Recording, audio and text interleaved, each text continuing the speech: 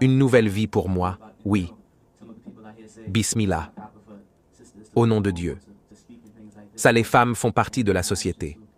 On ne peut pas avoir une bonne société si une partie d'elle est paralysée.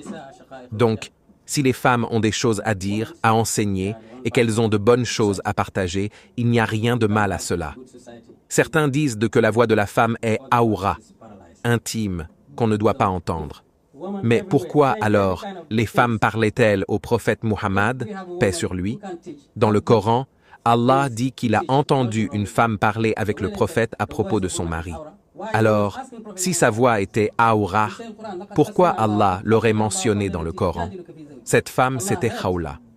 Un jour, à l'époque du calife Omar, elle l'a rencontré et lui a dit « Je te connais depuis que tu étais jeune. Allah t'a élevé jusqu'à faire de toi un calife. Crains Allah. » Et les gens ont demandé « Pourquoi cette femme parle-t-elle aussi longtemps avec le calife ?» Omar a répondu « Je dois l'écouter, car Allah a écouté cette femme.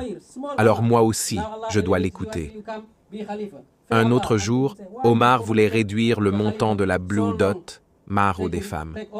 Une femme lui a dit « Ce que tu dis n'est pas juste, car Allah dit dans le Coran, même si vous leur donnez un quintar, une grande somme d'argent. » Alors Omar a reconnu « J'ai tort, c'est elle qui a raison. » Donc, les femmes parlaient au prophète, posaient des questions et il leur répondait. Les femmes ont même demandé au prophète d'avoir des jours réservés pour elles, où il viendrait spécialement leur enseigner. Le prophète a accepté et a choisi un lieu pour cela. Ils venaient, elles posèrent des questions et ils répondaient. C'est ainsi que cela se passait, alhamdulillah. Et aujourd'hui encore, nos femmes suivent cette voie. Nous sommes ici à New York, alhamdulillah. Tout ce que vous voyez ici vient de la voie de l'islam. Mais parfois, certains disent qu'une femme ne devrait pas venir ici pour réciter un poème religieux. Pourtant, demain, elle pourra aller ailleurs et parler sans qu'on dise rien.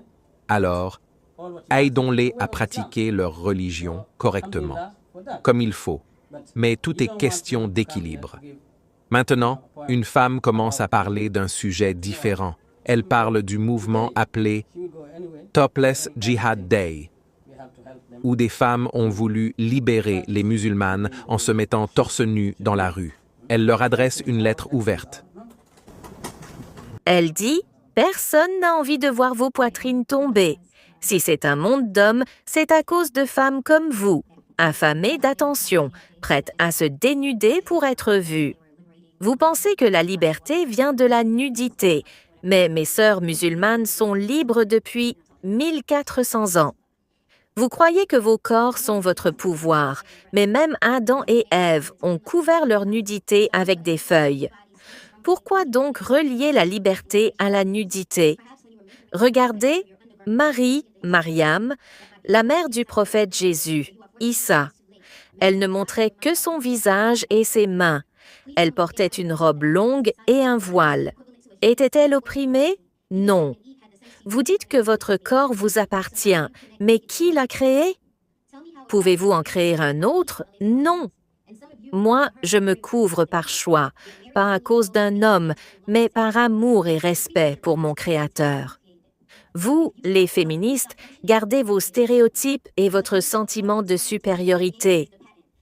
Utilisez votre cape pour couvrir votre poitrine.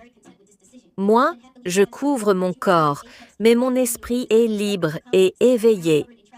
Vous croyez être libre, mais on se sert de vos corps pour vendre de la bière et des sandwichs. Je ne suis pas opprimée, c'est vous qui êtes esclaves de cette société. Quand avez-vous vu des hommes courir nus pour prouver leur liberté? Jamais. Vous croyez être libérés, mais vous êtes juste les esclaves modernes des hommes. Moi, femme musulmane voilée, ma pensée frappe plus fort que mon corps. Je ne cache pas mes seins par honte, mais par dignité. Donc, féministe, j'ai déjà goûté à la vraie liberté. Je n'ai pas besoin que vous me sauviez. L'islam l'a déjà fait. Alors, mettez un t-shirt.